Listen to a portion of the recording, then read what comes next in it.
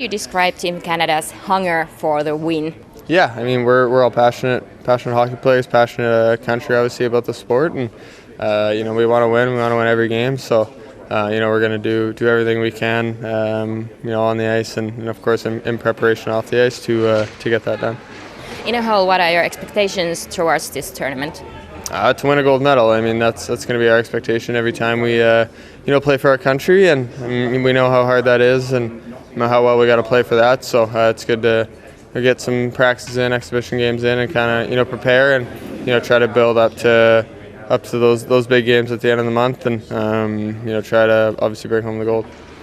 How would you describe your team's strengths in this tournament? I think we have a really solid group. Big D that can all move the puck and skate, and we got a bunch of forwards with a lot of skill and hard work too. So I think we kind of got a good mix of everything.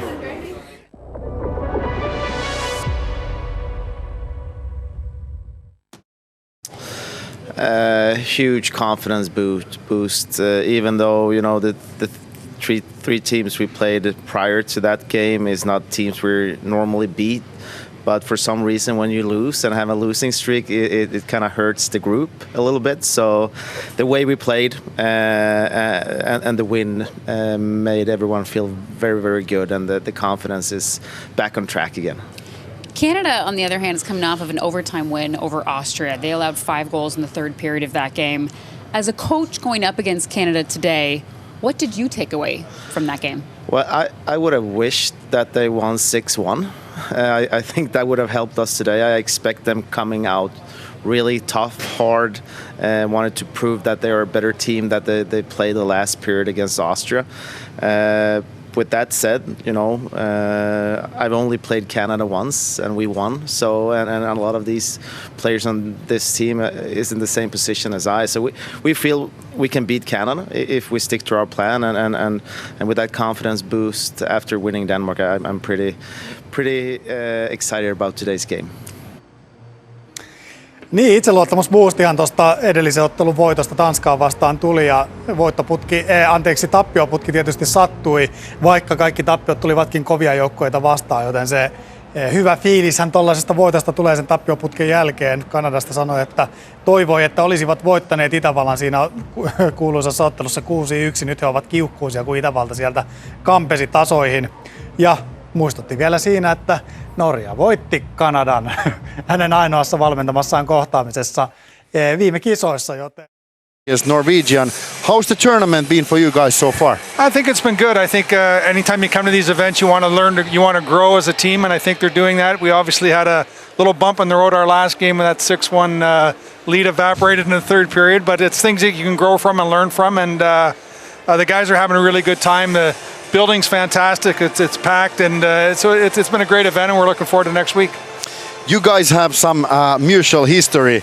You have worked for a very long time for St. Louis Blues as a GM, but back in the day you were working for Dallas Stars when you guys signed a young, talented Finn called Jussi Jokinen. If we're gonna take it back to those days, how well do you remember Jussi as a player and as a person?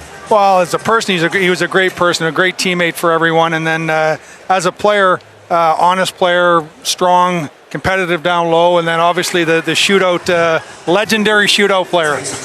Yeah, I remember on that time. Obviously, it was great for my career that you as a GM and Dave Tippett gave me a chance to play on the first line with Modano and Lehtinen and Zubov.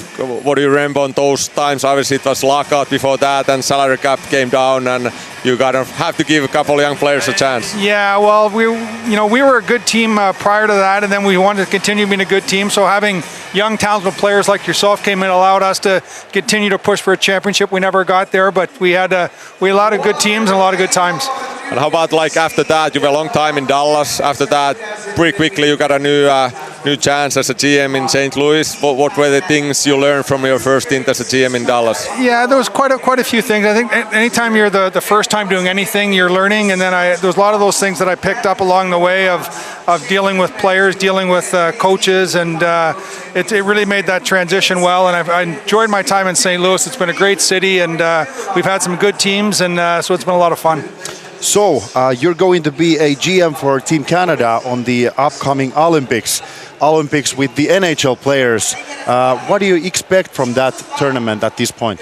I think it's going to be the best tournament we've had in certainly in a long time. I was fortunate enough to be with Team Canada in an assistant manager's role in 2010 and 14, and just the excitement and the one thing that really to the forefront is when you're at the Olympics, you're just a small part of a much bigger team representing your country, and the guys enjoy it, and I think best on best, we haven't had it for a while, and we're really looking forward to getting there, and it's going to be an exciting time as we monitor the players and get into the player selection process. How about that in that selection process, just watching how many good players there are in Team Canada, just wanted to ask you, it has to be extremely difficult to make those last picks. You have to leave some extremely great players outside of the team, and so can you tell us a little bit about that? Yeah, it is. There's a great wealth of players to choose from, and you have your certain guys that you know are going to be on the team, the McKinnons and the McDavids of the world. But then, really, what you want to do, you see is get together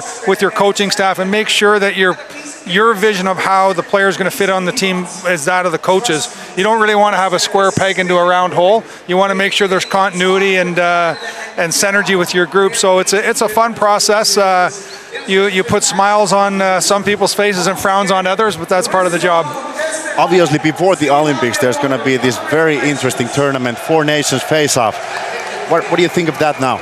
I think it's going to be interesting. You're going to get a round-robin tournament, and then the two best records will play one game. I think it's just to get your feet wet again going back into international play. A lot of these guys haven't played with each other before, so it's going to be interesting to see Connor Bedard pushing for that roster. So, and then you got Sidney Crosby at the other end of it. So there's going to be a lot of interesting potential dynamics, and we're going to see how this tournament goes in the start of next year.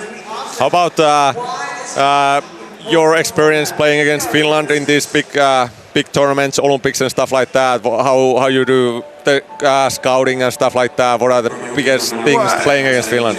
Honestly, Finland reminds me of Canada. They play the same style. They're tenacious. They're hard on pucks. They play a great team game. I'm a massive fan of your general manager, and I think the teams always look like the way Jari played. And it's one game that you know you're going to get the team's best, and they're so competitive and so hard on pucks. They're a great joy to play against. Obviously, we Finns are quite pumped for seeing Team Canada facing Team Finland on the upcoming Saturday. What do you think of that now? Well, I think it's going to be a great game. We got to get through tonight first, and we'll worry about the next one. That's the thing about the tournament; you don't want to get too far ahead. But it's going to be great competition. I know the families arrive for Canada tomorrow, so there'll be a little more excitement, I think, around them, and it's going to be a lot of fun. Thank you very much for visiting our broadcast. Thank you very much for having me. Ja näin, nyt mennään sitten lähetyksessä eteenpäin ja päästään seuraavaksi tutustumaan kanadalaisiin. Kanadan puolustuksen seuratuin pelaaja on 22-vuotias Bowen Byram. Cranbrookista kotoisin oleva Byram tunnetaan luistelu- ja kiekon käsittelytaidoistaan.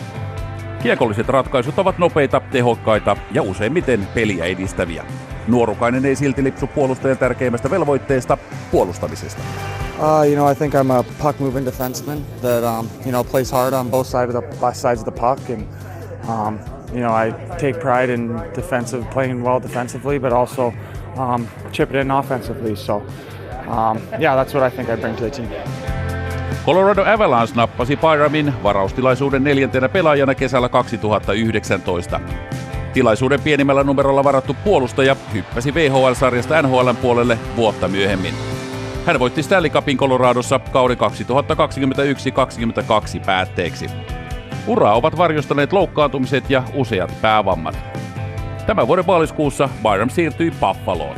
Puolustaja ehti voittaa aikanaan nuorten maailmanmestaruuden, ja Prahassa Byram ennustaa maataan ensimmäisen kerran aikuisten MM-kisoissa. It's always an honor. I've been lucky enough to play for Team Canada a few times, and that comes with a lot of expectations. So it's really exciting, and like I said, it's always an honor to be able to play for your country.